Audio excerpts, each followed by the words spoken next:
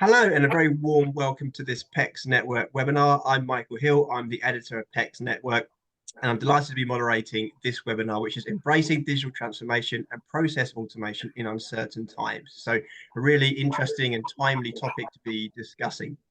First of all, big thank you goes to FlowForma for working with us to help bring this webinar to life. And of course, a big thank you goes to our viewers for being here with us. We appreciate you taking your time out of your day to be here. So obviously you can see I've got four great speakers with me. I'm going to introduce them in just a moment, but I'm going to run through a few quick housekeeping points first. You'll see that there's a live chat function. Now you can use that to submit any thoughts or comments that you have regarding today's topic or anything that we're discussing. So please do use that, and we're always keen to interact with you, or just let us know where you're viewing from or what you hope to get out of the session as well. You also see that there's the Q&A function. Now you can submit any questions that you've got on our topic for our speakers. That will be open throughout the session. Please do use that if you have any questions that you want answered, and we'll save some time before we wrap up to answer those questions. There'll also be some poll questions, 3 poll questions that I'll be running for you. They're multiple choice questions, no right or wrong answer. But again, we're keen to get your input and thoughts on those. So I'll announce when they're live. Please do vote on those, and we will take time to review the results of those before we wrap up too. Okay, so moving on to the really good stuff then, our panel discussion. So I'm going to ask each speaker to quickly introduce themselves so we know who's who. Susie, I'll start with you, please. Hello, my name is Susie Pinsent. I'm an IT systems consultant, and I specialize in digital transformation. In other words, I help businesses that don't have internal resources or expertise to implement a digital solution themselves. And I've worked with Coinford Construction, Gallagher Group, and PJ Hegarty in the recent times, sort of last year. So anyway, that's me. Fantastic. Great to have you here with us, Susie. Paul, I'll come to you next. Hi, I'm Paul Stone, and I work for FlowForma. I'm a product strategist where I work with aligning our product to the needs in the marketplace. I work with many customers in different sectors, and I'll be here today to contribute some of my experience. So looking forward to it. Fantastic. Thanks, Paul. Pablo? Hello, my name is Paulo Ballesteros, and I am a legal officer in the Clean Aviation Joint Undertaking, which is a public-private partnership composed of the European Commission and aeronautics industry, and that funds disruptive technologies, research into disruptive technologies towards net zero aviation. And I'm here to also contribute with my short but intense experience in this journey towards process automation. Fantastic. Thanks, Pablo. And Ryan? Yes, good afternoon. My name is Ryan Metzler. I'm with the Vorea Group, which is a developer and construction company based out of New York.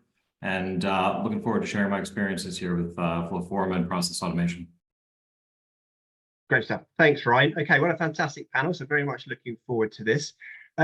So just before I hand over to Paul for a short presentation to very much set the scene of our topic, I'm just going to open the voting on the first poll question now. So that will be popping up on your screen in just a moment. But the first question is, what results would you like to achieve from digitalization? So I'm launching that now. So please do vote on that. I'm going to leave that to run for a good few minutes while we have Paul's presentation, and then we'll come back to that, the results of that a little bit later. But for the time being, Paul, over to you. Thanks, Mike. Just wait 1 second. I'll share my screen here.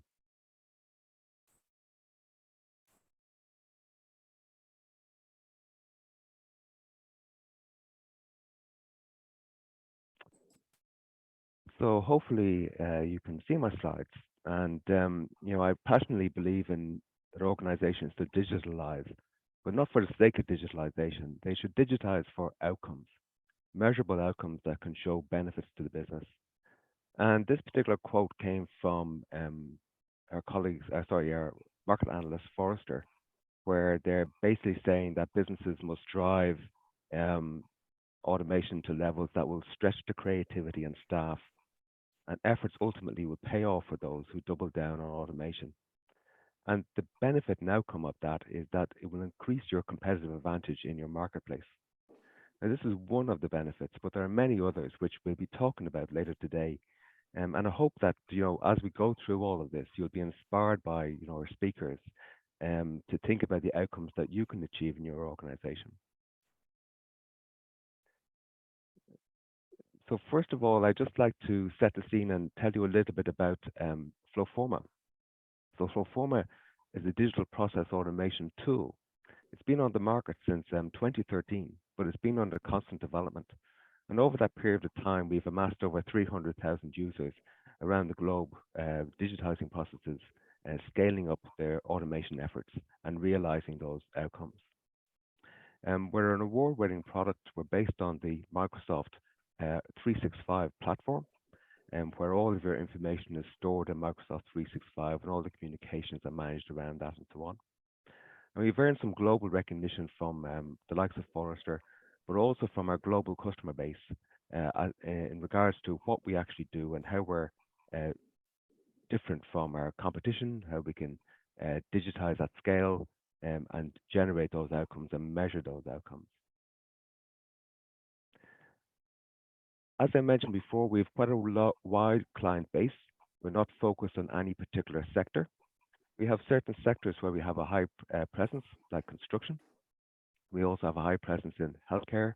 We have a presence in financial services and others as well. These are just some of the logos of the customers that we work with. And what I can say as well is that we work with customers of many different sizes. So we have very large organizations on the screen here, such as the NHS, for example, in the UK, where we have a very large user base. But we also have smaller customers who may have as little as 50 users in the system, who still can measure those benefits, can still see a significant impact through process automation. So with that, what I'm going to do is maybe pass back to Michael, and then Michael can kick us off. Fantastic. Thanks, Paul. Some great thoughts shared there, and no doubt things that we'll be delving into in a lot more detail now. Okay, so my first question, I'm going to come to Pablo first, if that's all right, Pablo. I want to get your thoughts on what you see as the key reasons companies should or might want to digitize processes today. I know that one of the first reasons that you always see whenever you are looking for an IT solution of this kind is saving money. Time equals money in many respects. For us, we play in that field. Indeed, that's important for us, especially time. But we also have this, I would say, a little bit of luxury to not have to be focusing constantly on that aspect. So for us, it is indeed saving money. Where I come from, it is ensuring compliance. I think that in our business, compliance is fundamental. So we operate under a very complex legal framework as a public-private institution. But we have to remain flexible. We need to remain flexible in order to actually get our things done in the most efficient and effective way. But we have to do it in full compliance with our complex legal framework. So it's a difficult balance that we need to apply. So we started looking into solutions and to ensure that compliance. But then we discovered that there are other reasons to digitize: saving money, saving time, breaking data silos, and also silos, so creating new ways of collaborative work, so that you could also increase the level of engagement between the different departments of the organization.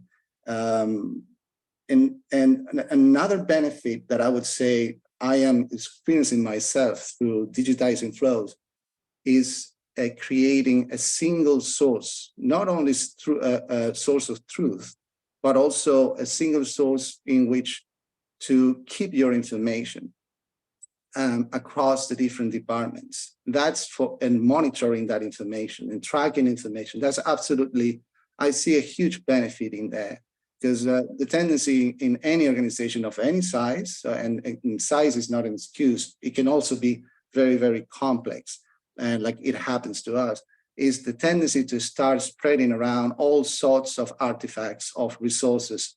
And that happens to us. We're barely 50 people, and still we face this complexity and these problems. So for me, no matter the size, when you start going down the path of process automation, you will start reaping benefits quickly. But that's the the vision that one has. And it's not an easy journey, because in the end, it's a cultural change you're introducing in your organization, and that's never easy. But you can talk about what that means and how difficult that is. So for us, in my perspective, indeed, compliance for whichever business that is has to really comply with complex legal frameworks is fundamental to build in not only quality, but build in compliance and mistake proofing. Great stuff. Thanks, Paolo. Some really interesting points made there. And Paul, I'm going to come to you quickly as well on the same question. Looking at the reasons why companies should or might want to digitize. There's some really great points Pablo made there, particularly about governance and compliance and things, and particularly about the headcount as well. Organizations sometimes finding themselves strapped for talent and the amount of employees that they have compared to the actual output that they need. And it seems like digitizing processes kind of comes into its own in that regard. Yeah, absolutely. Like, we see different focus from each company that we speak to. So just like Pablo was saying, for many, it's cost control. And for others, it's ensuring compliance against procedures. For others, it's gaining visibility of data and ultimately making better decisions. So for different companies, there's different reasons. But definitely, there is a focus, I guess, first and foremost on that area of cost control. And it can come from different angles. It can come from the idea of removing paper from the organization to make a process run more efficiently, and to be able to measure that and be able to see savings and ultimately maybe impact headcount, reduce headcount. But we see a lot of organizations coming to us because they're struggling to grow, because they have a skills shortage, and they're trying to actually expand their business without taking on new people. And the only way to do that is become more efficient. So there's that angle to it as well.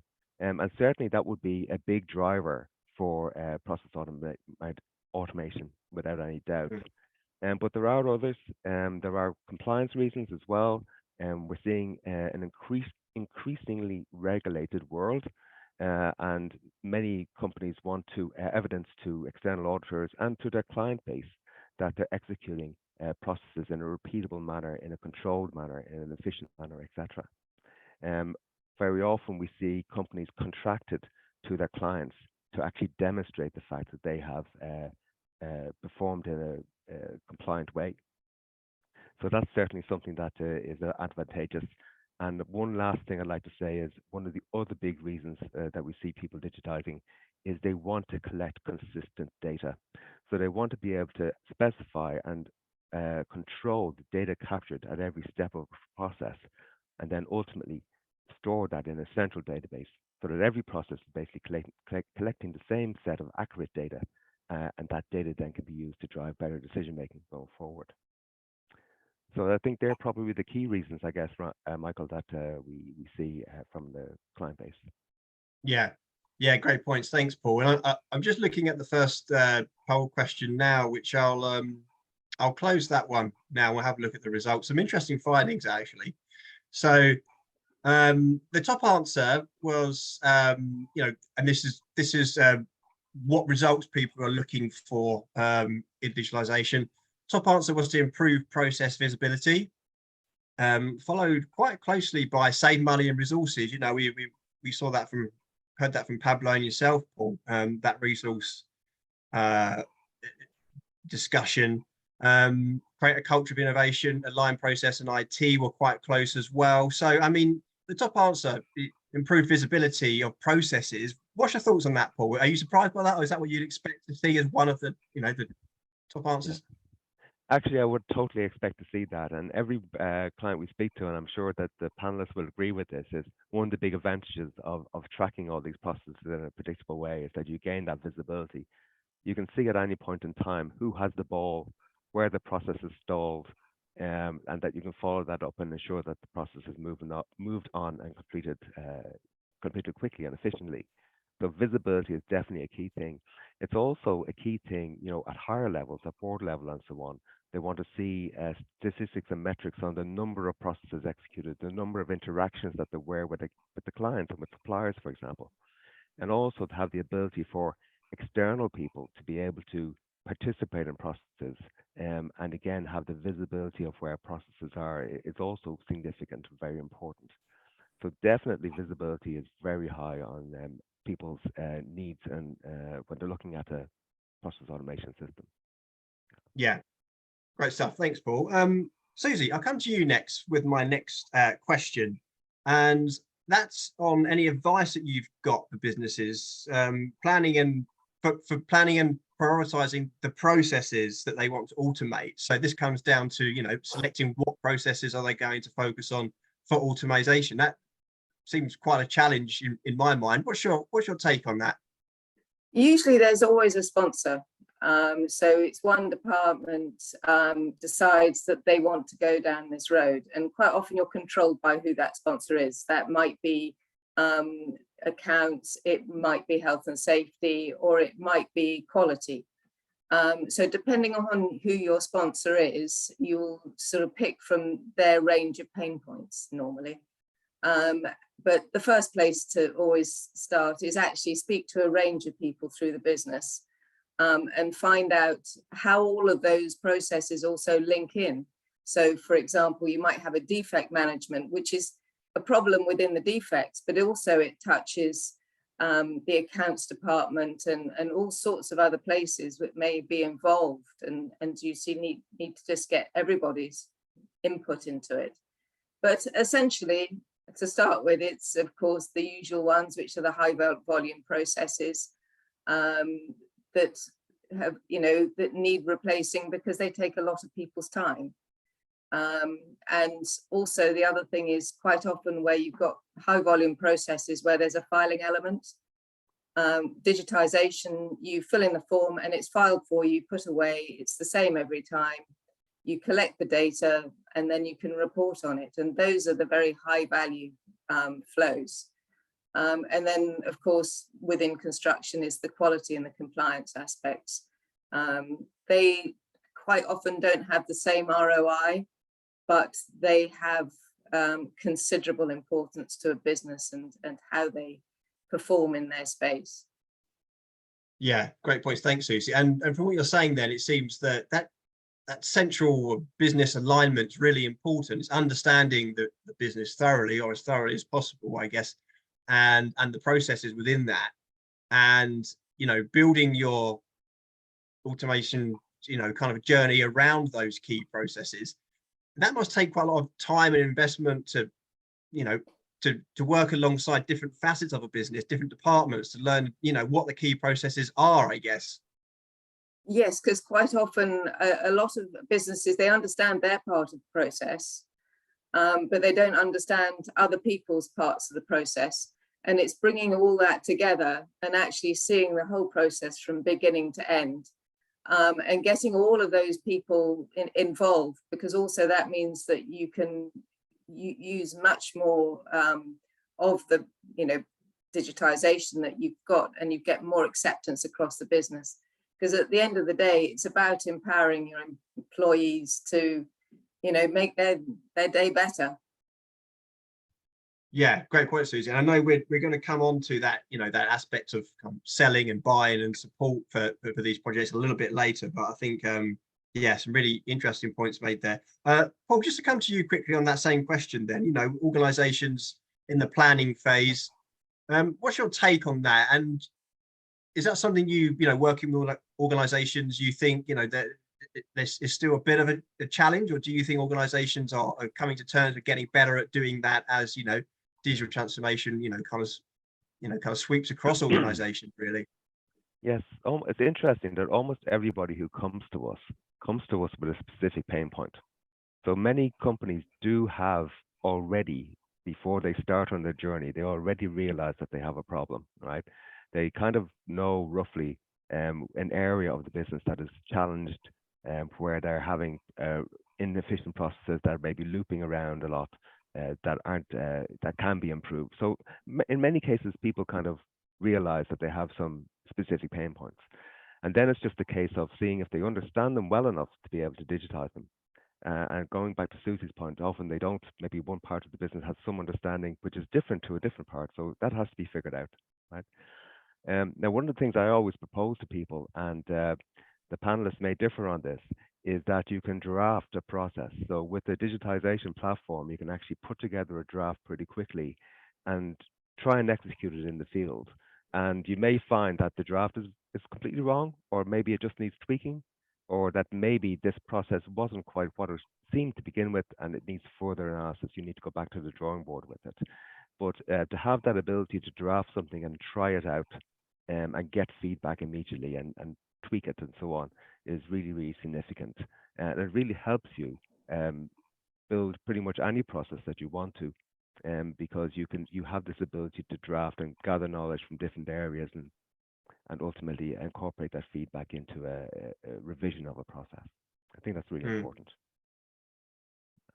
Great stuff. Thanks, Paul. Ryan, let's come to you now on a question that I've got. And this is looking at the removal of manual tasks through automation and how important that is and how key that is. Is that something that you think organizations, should be starting with, those manual tasks, or not?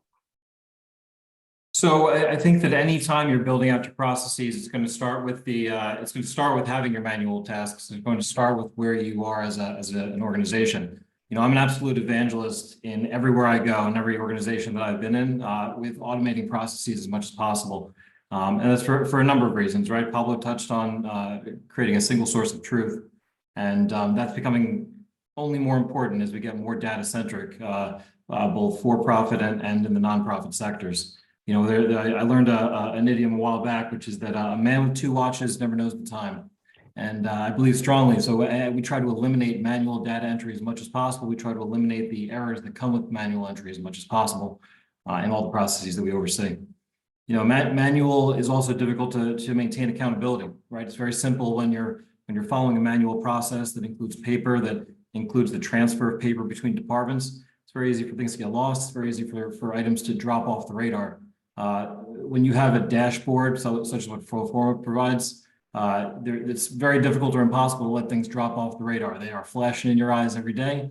When you wake up and you start up your screen, you understand the things that are priorities and the things that are overdue, which leads us to talking about accountability and talking about overall accountability for the organization.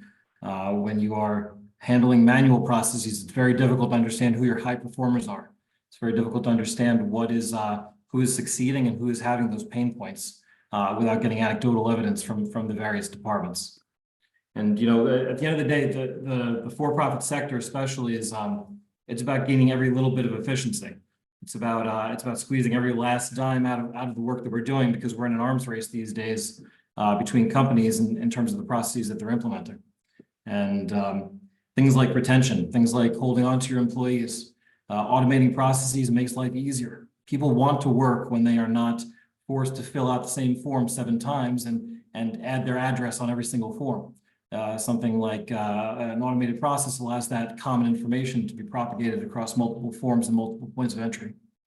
And going back, I think, to the other comment about the compliance and the governance that Pablo brought up, approaching it from the for-profit sector, for us, it's about risk mitigation. In my particular case, the process that we started with on FlowForma was about avoiding the liability of a sales tax audit and ensuring that we had, that a significant 7-digit liability would be resolved without any difficulties. So that for me is and I could speak on it for quite a while. Like I said, I could sit in here and preach about the benefits of automating, but for me, those are the key items there. Great stuff. Thanks, Ryan. Paul, let's come to you on that. Some really good points made from Ryan there. And I think, that removal of manual tasks is so high on the agenda for organizations, isn't it? Yeah. What are the challenges of doing that, though? What do organizations need to think about? What do they need to carefully plan around when they're looking at removing manual tasks? Yeah, there's a change management challenge here, right? So like we work in a lot of different industries. In some industries, I'm going to call out construction. The actual workers in the field have no experience or little experience of using digitalized systems. So they have to learn how to use it. So there is a bit of a change management thing here. So you have to have a training program in place to ensure that everybody involved knows what they have to do. So you have to define the process, but you also have to train people in the actual system and ensure that they're comfortable using it, and then educate them on the new process. So there's a fair amount of training involved in this, and you shouldn't underestimate that. Companies in general shouldn't underestimate that.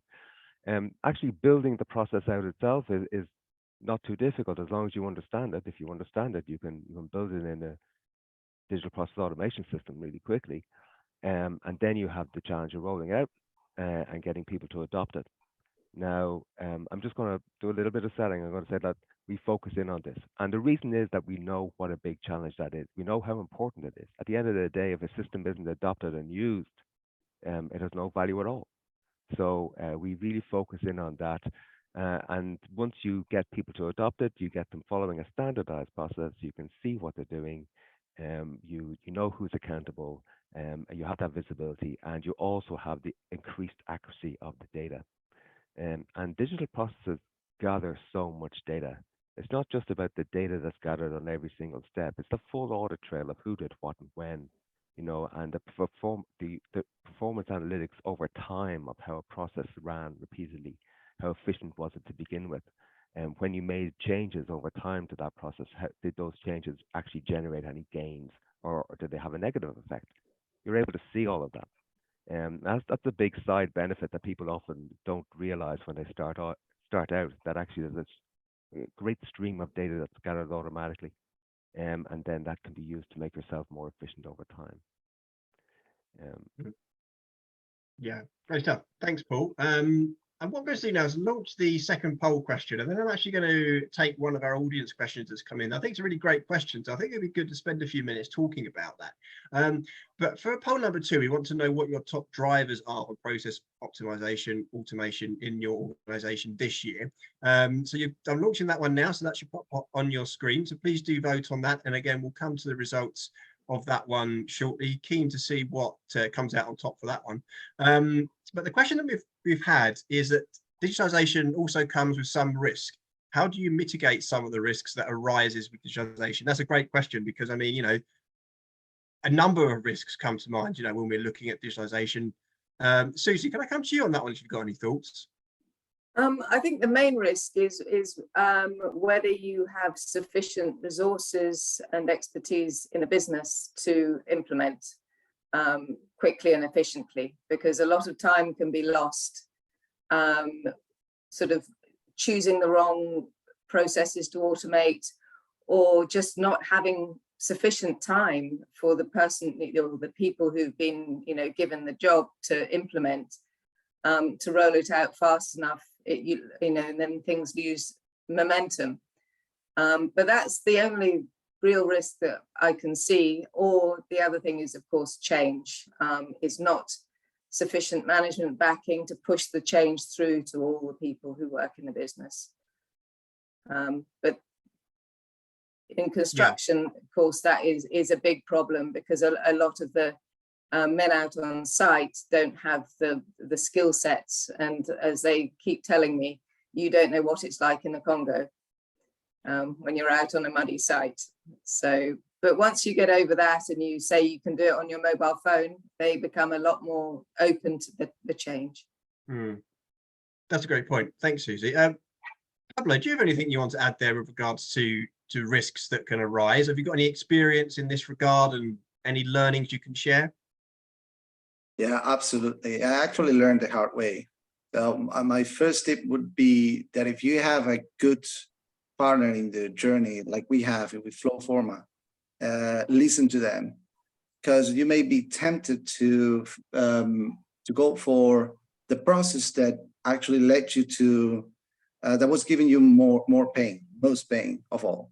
But that process may not be the most, I'd say, the best candidate for your first go into process automation. And I think that happened to me. I didn't listen hard enough, but they were actually giving me a really good piece of advice. Get an MVP as soon as possible, so you can show your colleagues, you can show business that data is possible, that there is a potential there.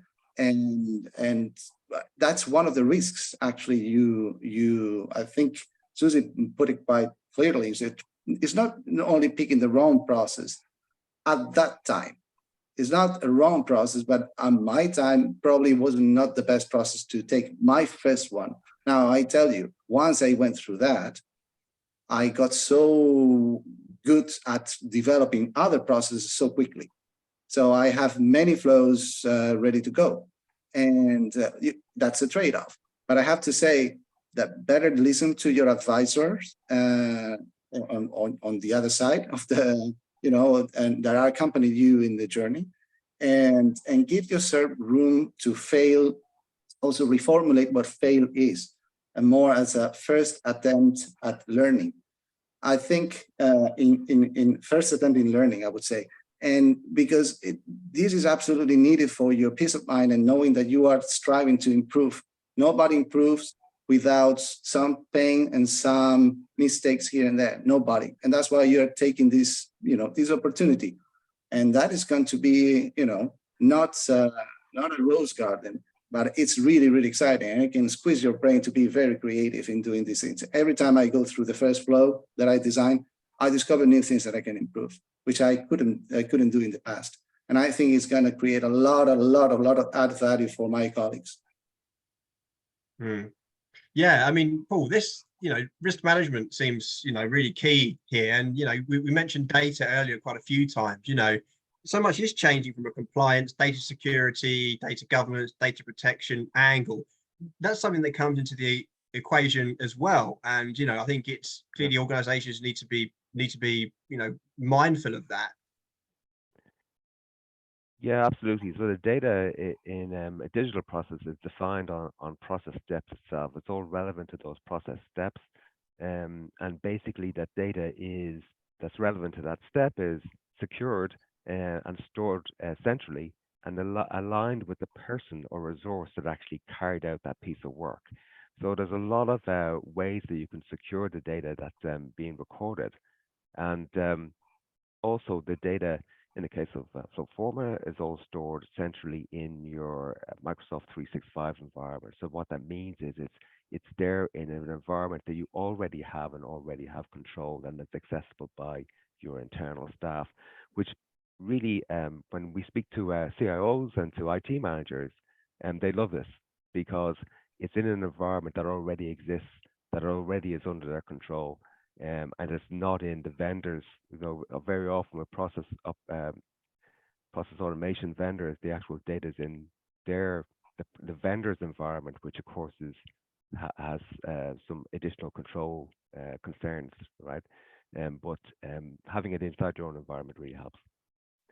So certainly that helps to manage the IT risk and cyber risks, which of course we see are becoming increasingly important in modern environments. You would not want to see some of the cybersecurity questionnaires that head our way with many hundreds of cyber security related questions.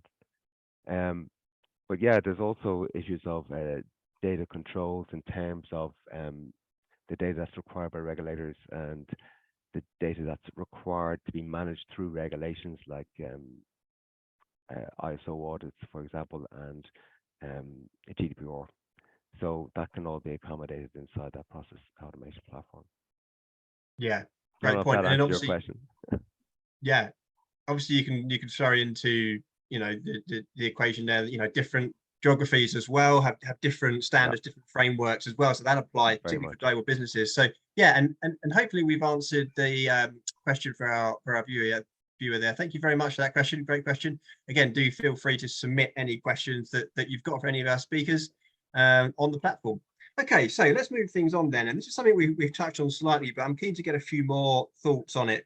And this is approaches, best practices for selling process automation internally. So here we're looking at buy-in, getting support from stakeholders, getting budget as well, I guess. Pablo, can we come to you first on that one?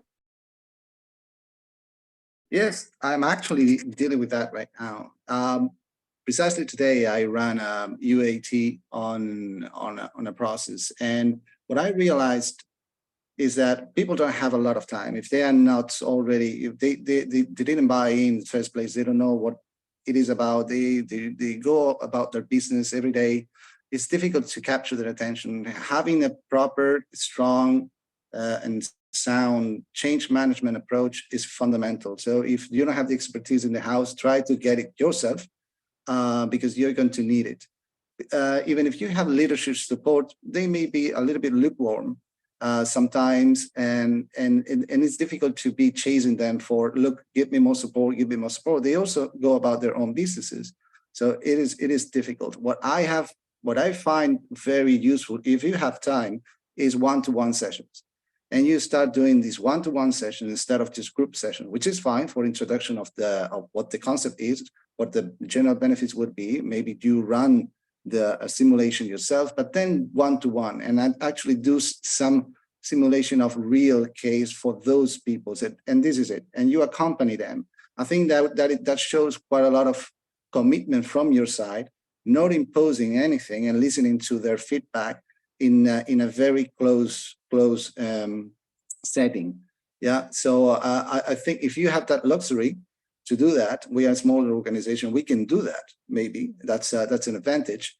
I think that will work very well in getting these learned and adopted more smoothly. Great, thanks, Paolo. Those are really interesting points made there. And Ryan, is there anything you want to add on that one? I'm conscious that I've not come to you the last couple of questions. So I want to make sure that you're getting your chance too. So if we're looking at that support piece and buy-in and Absolutely. within your organization.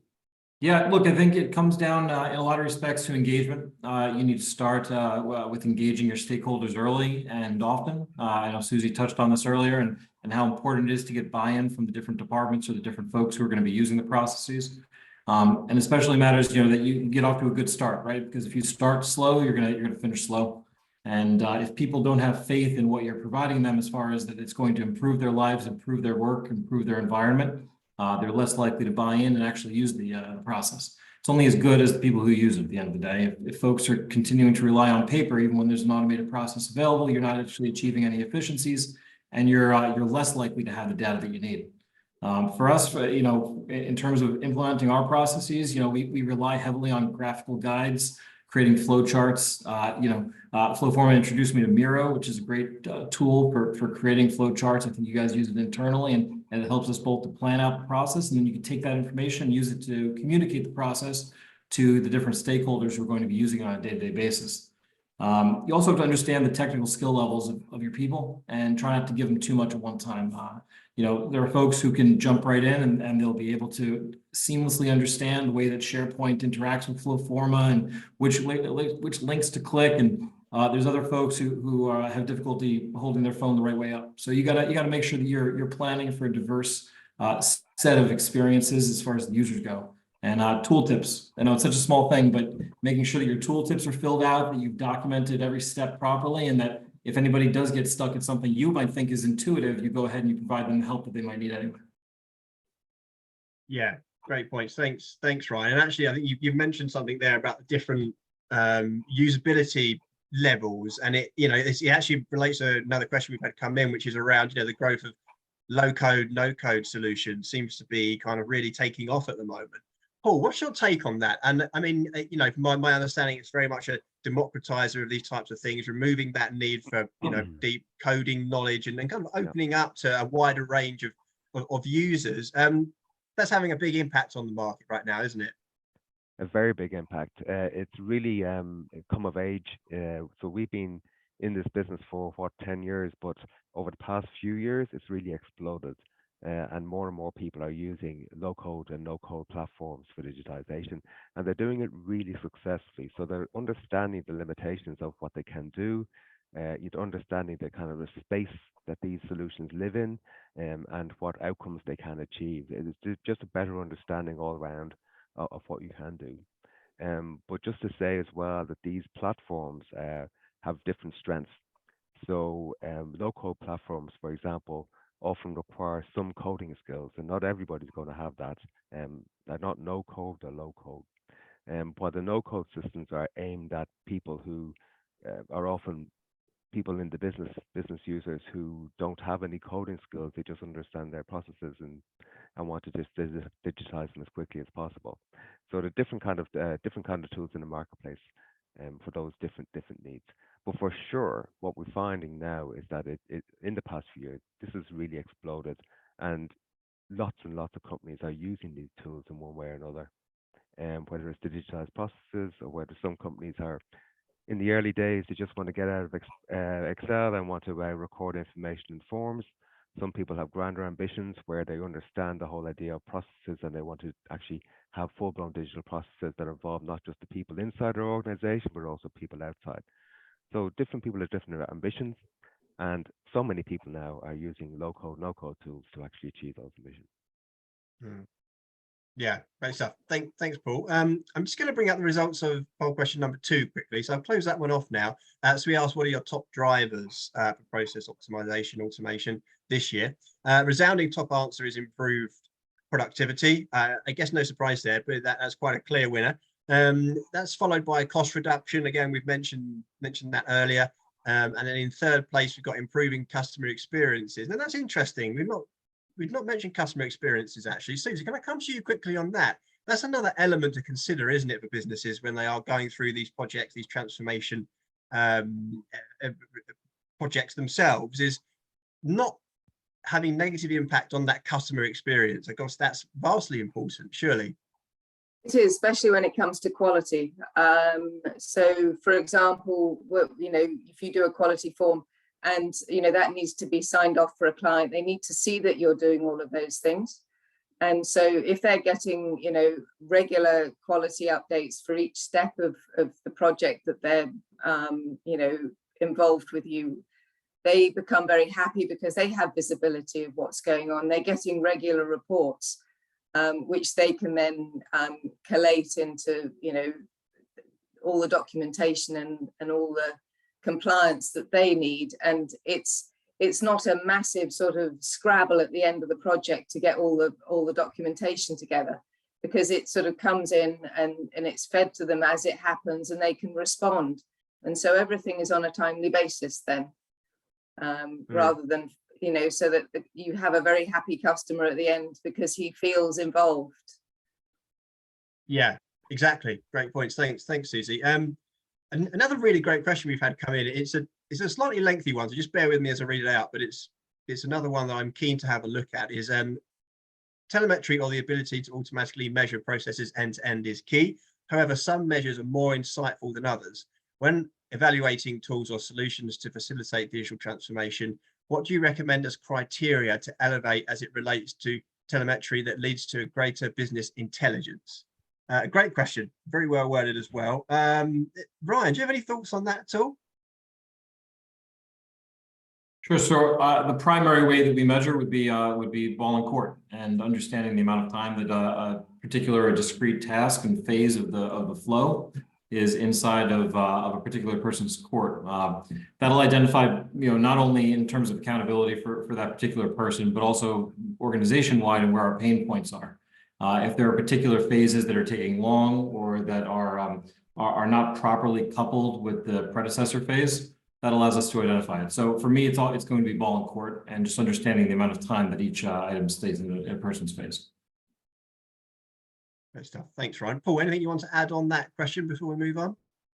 Yeah, just there's different aspects to processes that you might want to analyze. So you can look at resources and find out, how long are things in general sitting with one resource versus another resource, etc. But you can also look at the process consistency. So one of the things that you're doing when you're digitizing a process is trying to introduce consistency and standardization, so that everybody is doing the same process again and again and again the same way, and it should take the same amount of time. So what you're finding through process automation is what consistency do you have with the execution of your process, because you can see the durations every single time, how long each individual step took, and then you can start to analyze why there might be inconsistencies in those, and that is often an area where you can find out some very interesting facts that you simply weren't aware of, that actually maybe certain process steps are involving more actors than you originally anticipated or originally understood. And these measurements that are done automatically can help you understand that better and make those processes run more efficiently, more consistently in a standardized way, which is ultimately where you want to get to. Great stuff. Thank you, Paul, for that. Okay, so I'm going to launch the third poll question now. So that's live, should be popping up on your screen, and we want to know would you be interested in booking in for any of the following next steps in your process automation journey? So I'll leave that one open. Okay, so we're looking to come towards the last kind of section of this webinar. So I'm keen to kind of look to wrap things up and to get some thoughts from speakers on their best advice, their kind of key piece of advice that they'd give their peers in terms of developing a successful process automation strategy for 2024. Susie, I saw you smile there. So I'm going to come to you first, and then we'll work around. Know your processes, know how you do things, because it's amazing. I've asked, 5 different contracts managers how they do a certain process, and I'll get 5 different answers. And so it's first of all is know your process and make sure that it's efficient before you go to the digitization, and that you've brainstormed it and you've tidied it up, because maybe sometimes actually you're going to change the process of digitization, totally changes how it happens. So I think know your process to start with, and even get down to the stage where before you do a process, it's just process map it first. So Great. Yeah, thanks, Susie. Yeah, Paul, do you want to jump in there? Yeah, so I have a funny feeling that we're all going to say something quite similar. I'm going to say basically you need to show results quickly. I think this is really important to generate that momentum to drive further process automation in your company, and you show results quickly by drafting. So again, it's not something that everybody would agree with, but I strongly feel that have your process map, but as soon as you have a reasonably competent process map, you should get in there and just draft it, and then get people's feedback, get that feedback and respond to it, and that encourages ownership within the business of this. And then they will actually, if they see that you're responding, they will buy in and adopt the digitized process. Now, that draft may be wrong, but you can change it, you can refine it, you can make it better. In fact, you should be doing that all the time. And ultimately, that leads to you being much more efficient and having the kind of outcomes that your sponsors want to see. I have a wish list, which is always a spreadsheet running, which is everybody puts their feedback in, it gets put on a wish list, and then we manage it from that wish list, and so it drives a continual improvement. Yeah, that's a great idea. Pablo, anything you want to add in this regard in terms of what you've seen, what you've experienced, and any learnings you can share for the most effective strategy? I think I completely agree with Susie. You need to know your processes first. Actually, last year, before actually we were doing this in parallel, I was leading a process improvement project, business process improvement project in my organization, and then you realize that many things that are just hidden to everyone. So it could be, people can be just working and being just going through the motions, and those motions need to be surfaced, because they may have been there, lurking there, and getting rusty and inefficient across time. And then you need to surface all that. You need to have your process inventory clear. You need to go through it. And but the one thing and one aspect that I think is really, really important, and the more I get into process automation or improvement as in general, it's the more I see it clear, it has to be embedded in our overall strategy of the organization. The organization has to put really crystal clear what it intends to do in terms of digital strategy, or because otherwise your efforts may be just scattered. You may yield results here and there, but you need to put it in context, and that context has to be very, very clear, and your efforts needs to be fully aligned with the organization strategy. Otherwise, they may not even see it as something important in your organization. So you have to push for that full definition of your corporate strategy, and hopefully getting a full alignment from top to bottom and also horizontally. That would help a lot getting your process automation strategy in place, and much more probably have much more impactful, because you're going to be able to see what the strategic objectives and priorities of the organization are, and therefore structure your own proposal for a process automation strategy. I think it would really help, and it's an easier buy-in by leadership when you're able to show that alignment. But they also need to do their work and get you a proper strategy. Yeah, we had a comment come in as you were making those points, Pablo, from Maria, and this is the only way for success and to keep momentum. So yeah, completely agree with that. Ryan, anything that you want to share? Maybe there's anything. Sure, this is a tough one to be the last panelist on, just because you guys have all articulated, I think, the primary points here. You know, start with Susie, which is pre-planning and engagement. You know, you need to plan out ahead of time. You need to have your processes clear, and then you need to engage with all the stakeholders and make sure that you are communicating. That covers it soup to nuts. The one thing that I would add there is embracing innovation, and just understanding that the transfer from manual to digital processing to automated processing gives you an opportunity to clear off the cobwebs, understand why you're doing things, how to best do things, who needs to be involved in doing things, and why.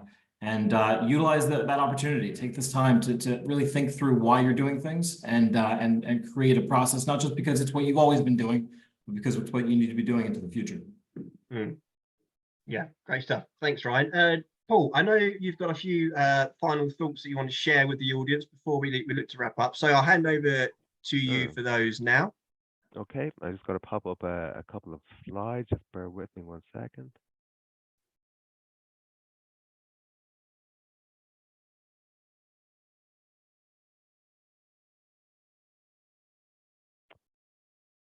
Okay, so the first one here is just to talk about what does digital process automation mean. So it's important to realize that it can be applied across your organization. We're not just talking about specific instances or specific processes.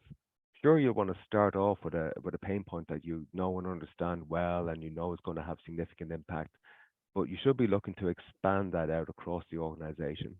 And this involves, engaging with those stakeholders in different parts of the organization, getting them to be bought in, and showing them where process automation can bring value to them. So we often pop up this slide during our sales process where we talk about the fact that, here's just some of the examples of the processes that different companies have implemented. But the really important point here is that it's a very broad set. These are just examples. You can really use it to digitize processes across your entire organization. And that's what you should be aiming to do to ultimately get the maximum value out of your efforts. Okay. The next thing is just to talk a little bit about the key drivers that help you to digitize processes. And we've talked a lot about this already from the panelists, so I won't go on at length. But to understand that digitalization is really important to the business, it's going to make significant impact, it's going to get the outcomes as long as you do it right. And that, it's not going to be difficult. Using the latest tools like FlowForma, the no-code tool, you can actually digitize at scale. And ultimately, that's going to be, and you can do that because it's an easy thing to do. And I think the other panelists would attest to that. It's really important to find a champion.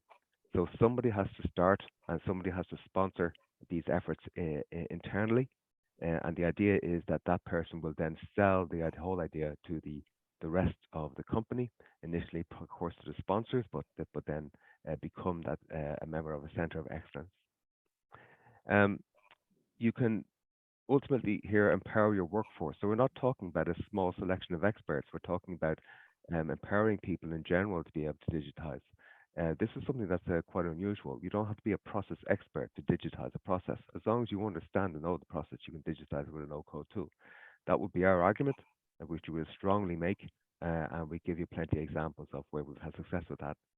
Next thing is start with the obvious, because you want to actually digitize a process where it's clearly a pain point in the business today. So once it's digitized, it'll be easy to demonstrate the success of digitization and have that recognized. And you have to do that by getting feedback, engaging with the people, the stakeholders in the process, and ultimately listen to them and adapt that process to meet their needs and make successful in the field.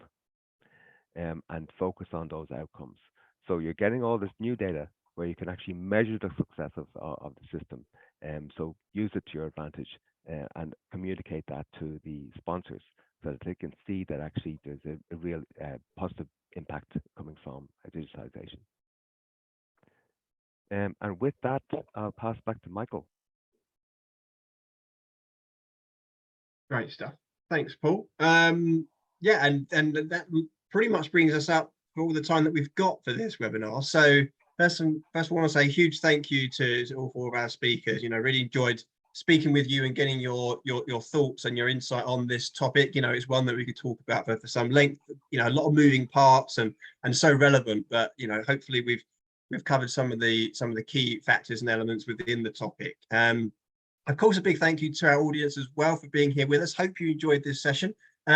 If you want to watch it back, or if you came in late and missed any of it, it will be available to watch back on demand on our website in the next day or so. So you'll be able to watch it back and take it all in again. But without further ado, we'll say big thank you once again to FlowForma for working with us on this webinar. Big thank you to our audience, and we will bring it to an end there. So thank you very much, everyone. Thank you. It's a pleasure. Yeah. Thank you.